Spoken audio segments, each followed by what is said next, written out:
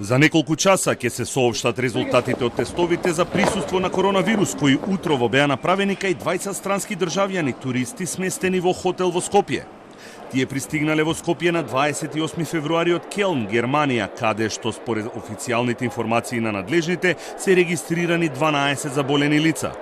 Министерот Филипче соопшти дека станува збор за државјани на Австралија и Сингапур, кои имале симптоми на настинка и кои според дивните тврдења 3 дена не ја напуштиле нивната хотелска соба.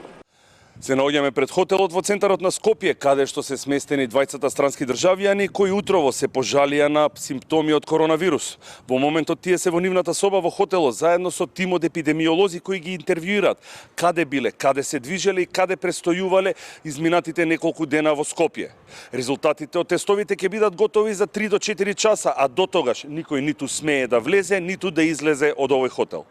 Пред хотелот е поставено полициско обезбедување, а за сега нема информации колку гости и персонал има внатре. Доколку резултатите се негативни, 20 туристи ќе бидат префрлени на инфективната клиника на лекување, но не во изолација. Доколку резултатите бидат позитивни, тогаш ќе се примени алгоритамот изготвен од кризниот штаб за ваква ситуација. Министерот Филипче соопшти дека на владата ќе ја предложи препораката за одложување на јавните собири, големите манифестации и спортските надпревари да остане на сила до 13 март.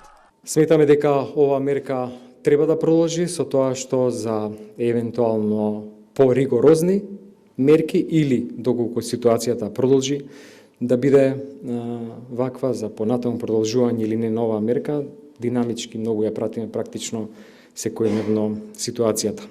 Владата и мобилните оператори денеска имале состанок на кој е договорено да се изготви софтвер кој ќе овозможи сите странски државјани кои ќе пристигнат во Македонија во моментот кога ќе се приклучат на мрежата на било кој од овие два оператори да добијат посебна SMS порака со инструкции што треба да направат доколку имаат симптоми на коронавирус.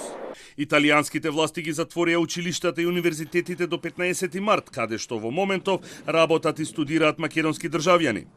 Министерот Филипче соопшти дека е во постојана комуникација со македонскиот конзул во Италија и се разгледува можноста, доколку има интерес од македонските граѓани да се вратат назад, тоа да биде во група за да има подобар увид и контрола при влезот во државата.